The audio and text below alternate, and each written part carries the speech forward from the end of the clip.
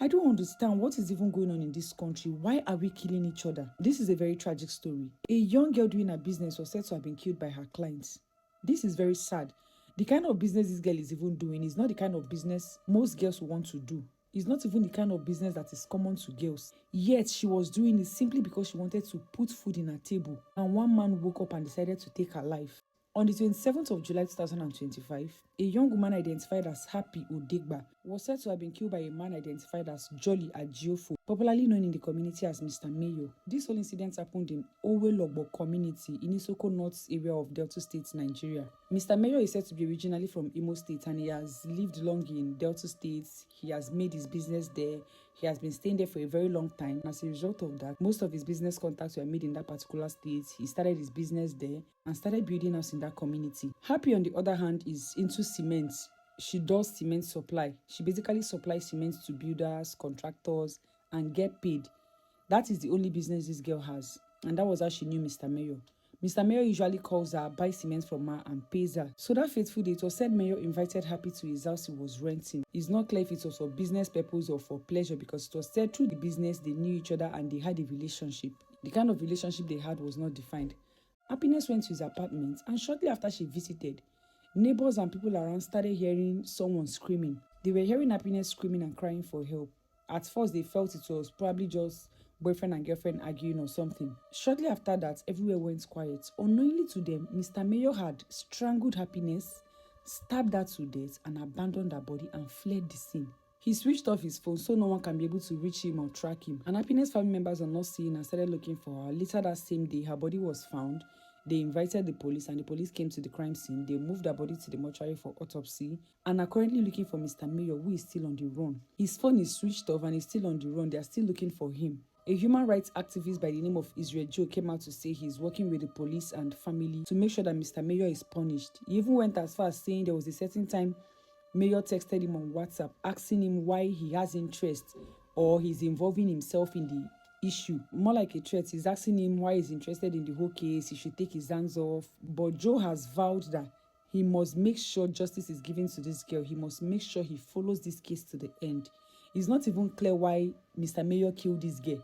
But personally, I feel there are just two possible reasons why he killed this girl. With the rate at which ritual is going in this country, I'm not even surprised. It may be that while building his house, he has run out of money and he decided to use her for ritual. Except he bought cement from her and is owing her. In order to avoid payments, he decided to kill her because those are the only two possible options. Well, I hope the police eventually catches him soon and gives him the punishment he deserves. Because, I'm tired of saying rest in peace.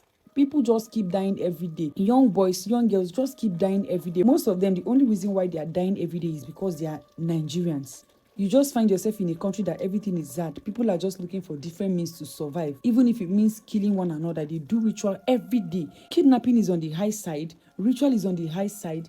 Robbery is on the high side. I don't even know. You can't even say we are not praying. Even if you are praying, the devil just decides to use people that are tired of life, people that attach little or no value to human life, and just end innocent people's life. Honestly, I feel very bad for these victims. And I pray myself, my household, and my loved ones never falls victim of these evil people. I sincerely pray God's protection continue to be on each and every one of us. Please be careful. Do well to like this video. Drop your comments under the comment section. And if you have any useful information about Mr. Mayo, please do well to contact the nearest police station. And don't forget to share this video. Have a great day. Seriously, at this point, the rate at which kidnapping is increasing in Nigeria is becoming terrifying by the day. A young student of the Ambrosali University by the name of Blessing, believed to be in her 20s, was said to have gone missing a day to their exam. Blessing is said to be a final year microbiology student of the institution. Sources said she went missing on the 27th of July 2025, only for her to be found dead days after she was said to have gone missing. At this point, I really feel scared and bad for people in school because students are literally worried as it stands with the way things are going on in the country. You are in school, before you know it, you hear that someone has been kidnapped, and before you know it, the person has been killed. Don't know. I'm pleading with Nigerian government, please. These things should be put into serious consideration because lives are at stake. Parents will spend money and send children to school. They will end up being kidnapped and killed. Other students are even worried being in school for their safety. The sources said Blessing was last seen on Sunday the 27th of July 2025. The following day being Monday, they were supposed to have a very important exam, and this was somebody in her final year. According to sources, she never skips classes. She's someone who is always in class. They had an exam that day, but Blessing was nowhere to be found. After the exam, close friends of her became worried and started looking for her. Other sources said immediately the exam finished, a very close friend of her, more like her roommate, raised an alarm that Blessing had gone missing, that she herself she had not seen Blessing since Sunday, the 27th of July. Other students became worried and decided to search for Blessing, at least let them go to their house and start searching. The whole story took a different turn. Sources said the particular friend who raised the alarm, that's Blessing's close friend or roommate who raised the alarm that Blessing was missing, refused them access to search Blessing's house. Okay, you said this person is missing. Give us go ahead. At least let's start from her house. Let's search around to see if she's somewhere. Probably something is wrong with her. But they said this Blessing's friend refused them access to search Blessing's house or the compound. So this whole thing became suspicious. At first, they wanted to do it on their own. They searched for Blessing. While searching for Blessing, sources said her phone number was used to send messages to her contacts on WhatsApp, claiming that she had been kidnapped and a ransom should be paid for her to be released. At this point, the students, who were very worried, despite searching for her and not seeing her, decided to report the incident to the police. The police came to the school in Benin, went to her house. While conducting the investigation, they found her decomposing body in her compound.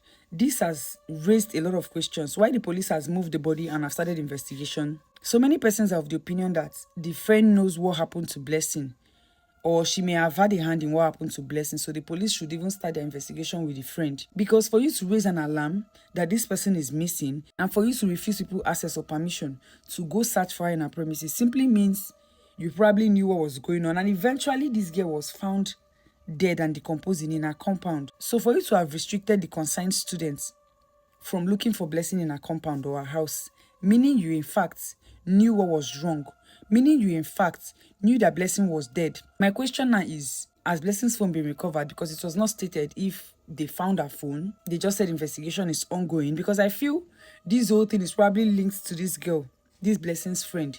Probably she was the one who even took the phone, made the arrangements for the kidnapping, or probably she killed Blessing, used her phone and started sending messages to others, including herself. However, I hope that the police eventually tracks the phone and get the person arrested. Though the spokesman for the Edo State Police Command by the name of Moses Yamo has promised and assured the students and well-wishers, also the family members, that they are doing everything possible to make sure that the culprit is found as soon as possible and punished.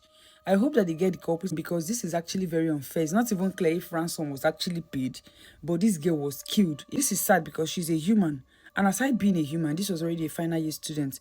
The parents had spent a lot of money training her from 100 level to final year, only for her to be kidnapped and killed. Honestly, I feel the government should really look into this kidnapping of a thing, because students are no longer safe. I can't be in a school and I see something like this going on. People keep missing. They keep kidnapping students in Nigerian universities. You hear them being kidnapped. You hear them being killed. Yet, we've not seen any really positive results.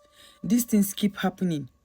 I don't know if these persons are not really punished immediately, that gives other persons the mindset to keep doing. Because if these culprits are punished immediately, I feel these things will reduce. As we speak, the Ambrose Ali University students are currently protesting.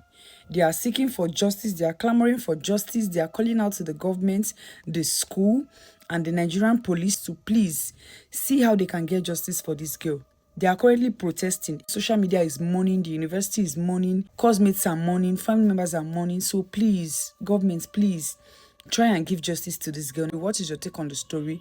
Kindly drop it under the comment section. And if you have any useful information about this story, please do well to share it. And don't forget to be careful. Please try as much as possible to be careful. Like this video, drop your comments, and don't forget to share. Have a great day.